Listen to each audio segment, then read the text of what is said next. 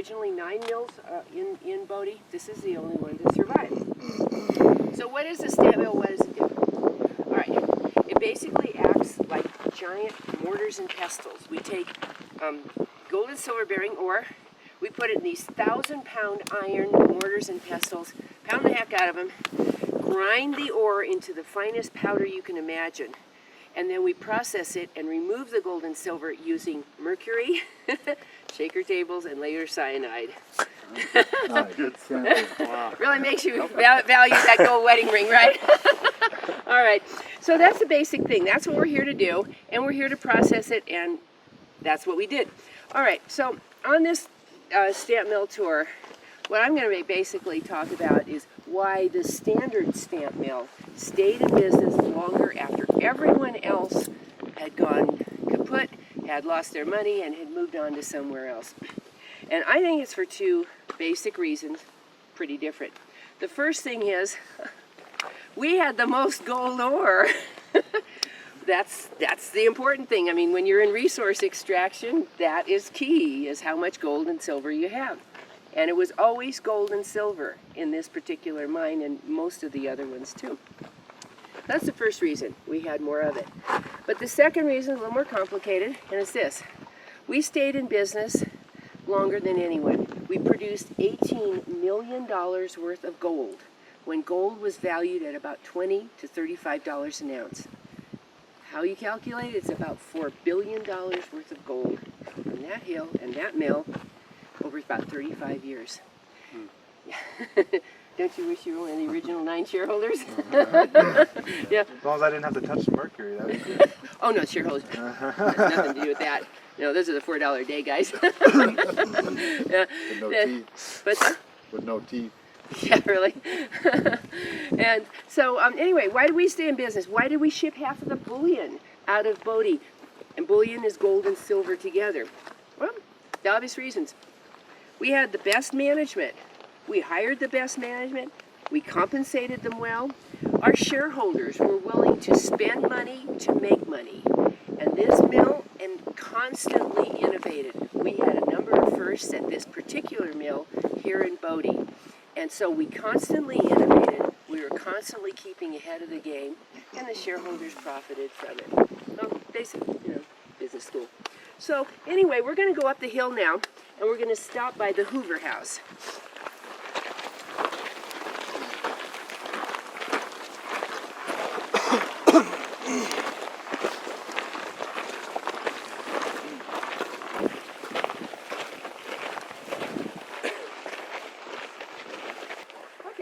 So we're standing outside of the Hoover House. We have a kind of a tradition in Bodie that we name the houses in Bodie after the most famous or infamous person who lived in them. And in this case, we named the Hoover House after a famous person. And it was named after Mr. Theodore Hoover. He was the mill manager here in Bodie from 1903 to 1906. Way late in the game, because our big boom was 4 years, 1877, 1881. So he was brought here by the management of the Standard with kind of a charge that he had to do. They had started using cyanide to process gold and silver. His job was to perfect the cyanide process given the kind of ore that we have. And he was probably exactly the right guy. Graduate of Stanford. Any Stanford grads? No? Okay. Graduate of Stanford with a degree in mining and geology. He came here in 1903 as the assistant and quickly was promoted upstairs into that house. And he had a little brother. He and his brother were orphans. Can anybody guess who Mr. Theodore Hoover's little brother was? Herbert. Yeah, oh yeah. Thank God, no J.I.G. That was like, oh my God. Yeah, his little brother was Herbert Hoover, who was also going to Stanford, mining and geology, and they were orphans, and big brother was helping little brother go through Stanford. And we actually have a couple documented cases where Herbert, the little brother, came and visited his big brother here with his wife.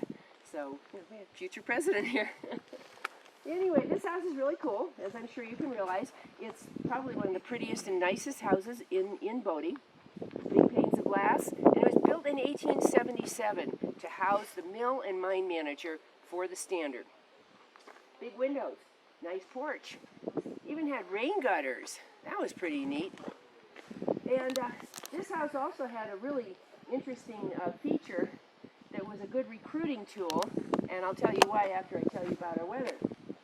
You know, here in Bodie, it's not spa country, we have 100-mile-an-hour winds routinely in the winter. We get 30 to 40 degrees below zero often in winter. Sometimes in winter we are the coldest place in the United States. We're at 8,300 feet, so we get 16 to 20 feet of snow. We get feet. Yeah, I know it's crazy. Not last year, we didn't have much, but 20-foot snow drifts. To the tops of some of those telephone poles, we have pictures in the winter of people climbing out of that second story of the school into snowdrifts. Yeah, so we have brutal winters, I guess is what I'm trying to tell you. This particular house had a wonderful feature, and it was a great recruiting tool if you're trying to get some guy to talk his wife into moving up here to Bodie out in the middle of nowhere. Indoor plumbing. Not like the rest of the boys here. So we had this really nice house, and it was always occupied by the mill manager. So what did this person do?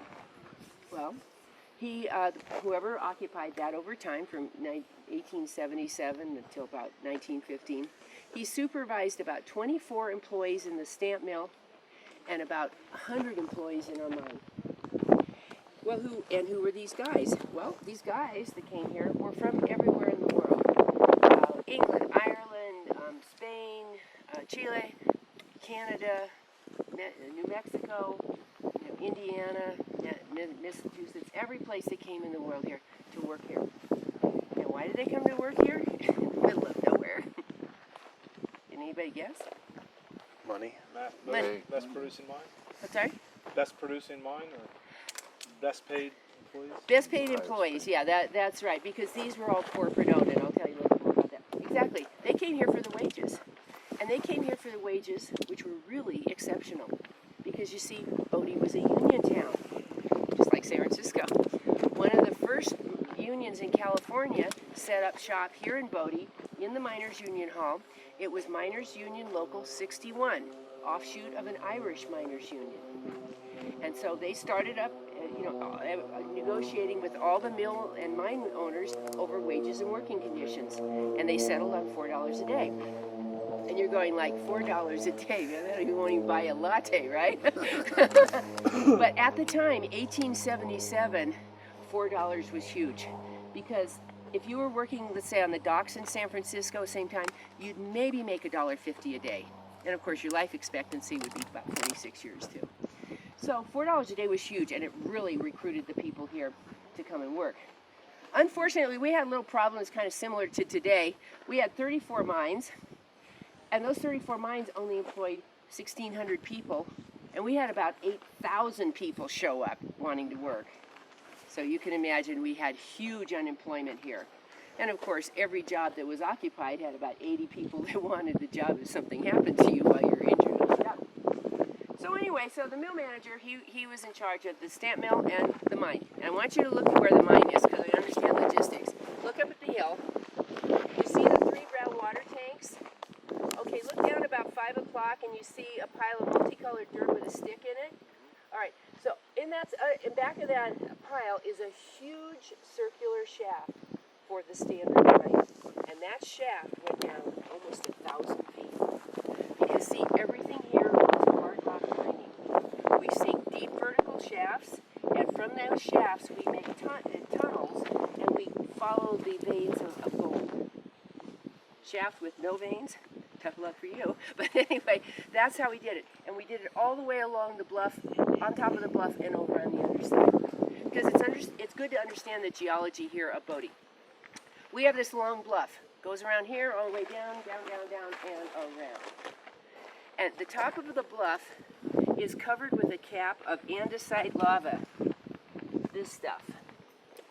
And the andesite lava was deposited fairly recently, because we are a recent volcanic area. And for example, down in Mammoth, there's a couple of craters there, the Mammoth craters, and they last erupted maybe 600, 900 years ago. So this is all recent geology, a little bit different from the Sierra Nevada. Underneath the cap of lava, we have this amazing stream and ribbon of quartz. Why is quartz important? Because 90% of the gold in the world is found associated with quartz and silicates. And here's how it comes. You know the magma in the center of the earth? Okay. So in the magma, we have molecular gold and silver. It's heavy. And as it pushes its way out of the magma, it's still liquid, it pushes its way into quartz and silicates. Silica is one of the most common things you can find in the world besides taxes. And it makes its way out there, and it deposits in pockets or streams or veins, whatever it was. So we are looking for quartz. That's what always we're looking for, except in a stream where it's eroded. So underneath we have this beautiful vein of quartz. And under that, who knows? So